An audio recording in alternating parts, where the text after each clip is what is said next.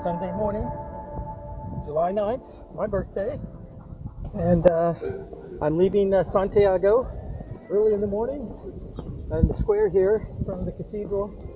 It's a very different story than what we saw yesterday, which is kind of nice. But I'm on my way to Finisterre. Well, it's Sunday morning, so it's really quiet. I mean, the trek out of Santiago is very different than my trek into it. Very few people on the streets right now, and I'm leaving later than I normally leave. I'm about an hour and a half later than I would typically leave, but I was in a room in the albergue that had some people that I guess were out celebrating late last night, because they did come in late, and they didn't seem to be in any hurry to get up this morning, and I didn't want to disturb them, so I just went ahead and slept in about an hour longer than I normally would. But I'm on my way now. About time for me to check my GPS, because I'm not sure if I go right or straight right here, so let me check my GPS.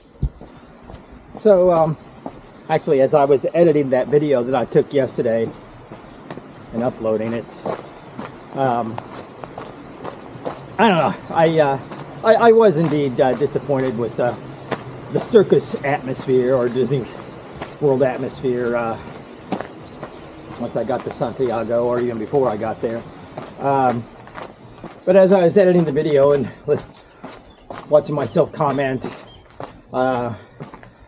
suddenly got this vision of myself as a grouchy old man, and so yeah, I mean, it was indeed a circus with all the tourists and all the things directed toward the tourism and everything. But the bottom line is, I'm one of them. I'm one of those tourists. So you know, I have to be critical of myself as well. Which way does the trail go? I think it goes this way. So I have to, you know, I have to own it, I guess. I'm one of those tourists. But I have always thought a lot about my travels, and the impact that my travels have on not just the places I'm going, but just the world in general. Getting into a plane and flying from continent to continent, you know, is not necessarily the best thing for the environment. And so that's why I got my Pebble, and actually went for a year and a half using only my Pebble as my transportation, which, you know, had a zero carbon footprint. And so I thought that was a good way to offset my air travel. And then I always try to avoid the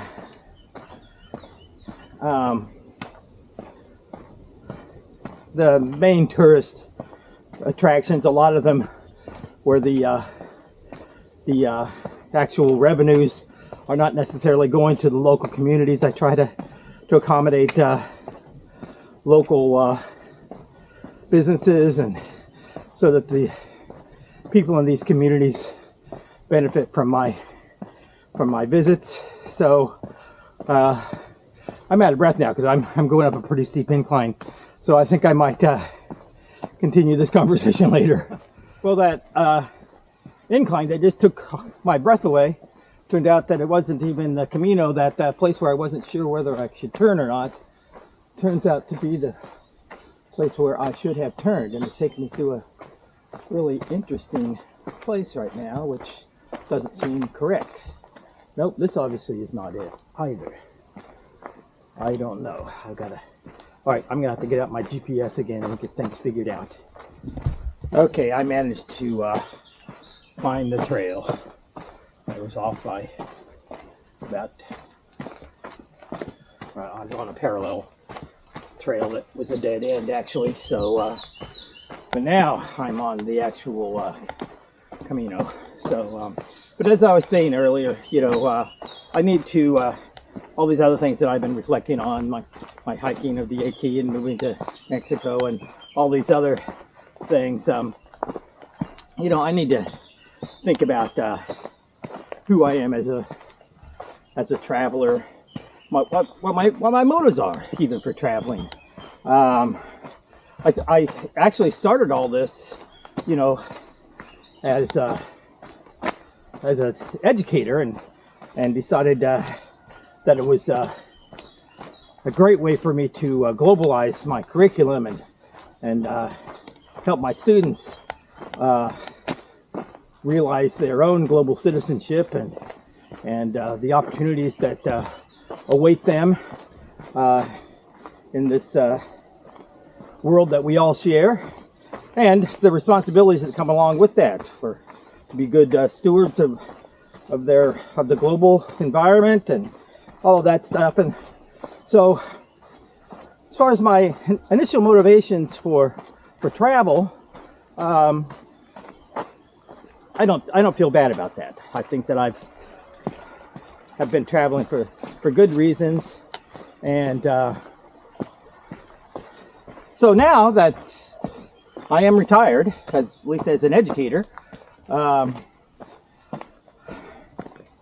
you know, why do I continue to travel? Well, this is actually my first adventure in retirement, and this was meant to be kind of a transition for me, you know. And then and I think just out of habit, I've gone ahead and booked another trip to Australia and New Zealand in a few months. And but now I really do have to ask myself, why am I doing it? You know, I like challenging myself, you know, and certainly, you know, the AT is going to be a big challenge, and even the Camino has been a challenge for me, and I feel good that I've done it. And so I need to, if I'm going to continue, in fact, the whole reason I chose Mexico to retire was that I thought, you know, that might make a nice hub from which I can continue to travel. But I'm not sure if I can continue to justify at least the same kind of travel that I have been doing. So stay tuned to find out, you know, maybe what the Camino has taught me about my own life as a tourist.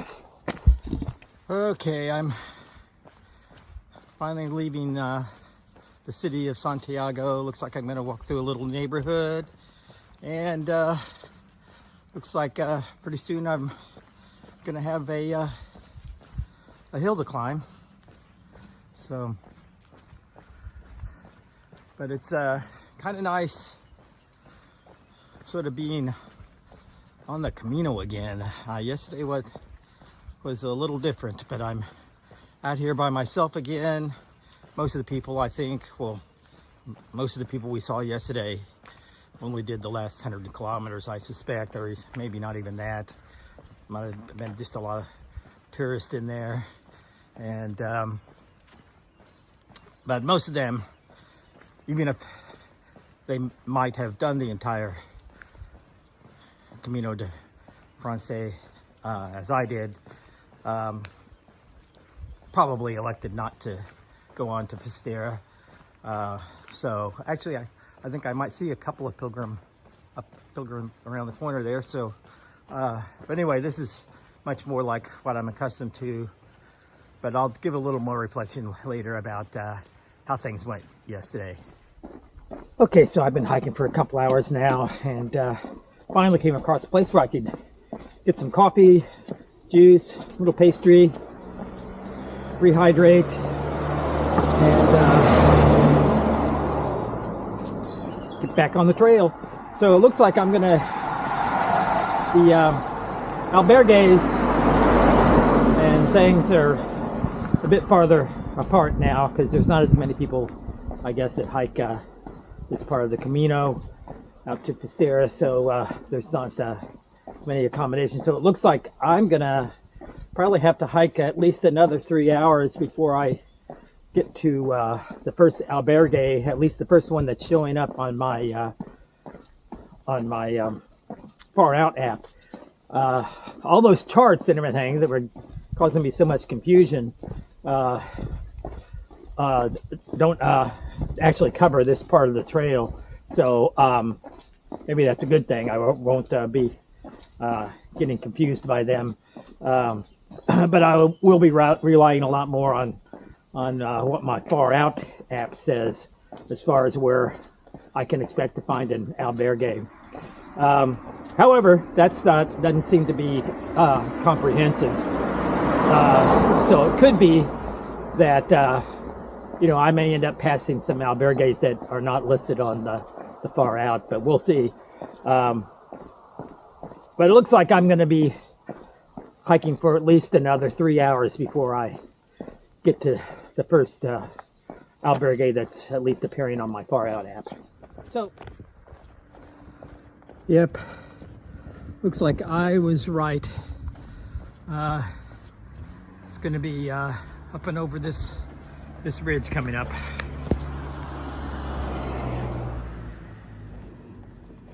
So that'll be fun.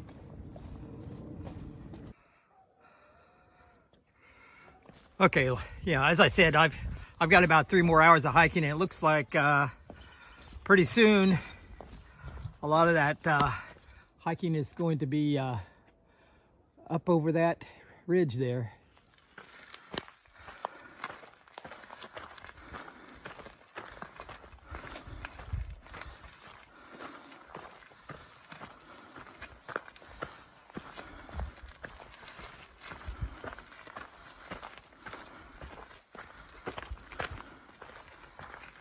Okay, I just completed the first of what's going to be 2 summits for me today, and I'm entering a town, Caballo. I'm sure I didn't pronounce it correctly, but best I could.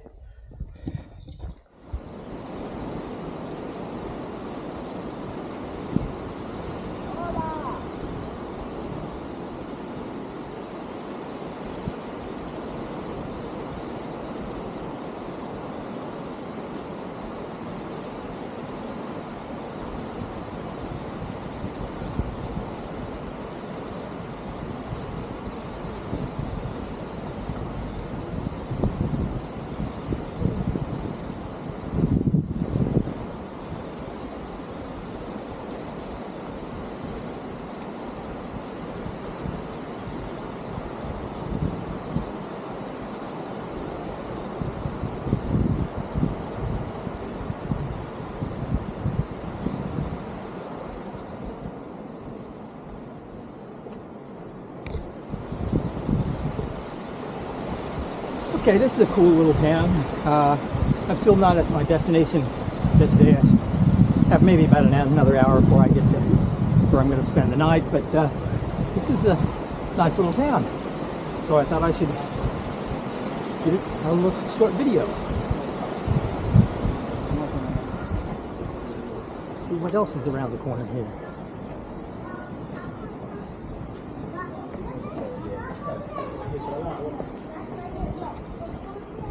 Hola.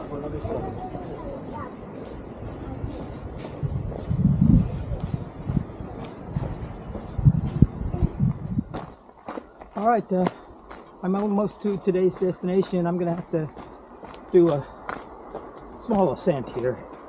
I don't think it's gonna be anything too outrageous, but I'm thinking I'm about at least within 30 minutes of my destination. I'm thinking.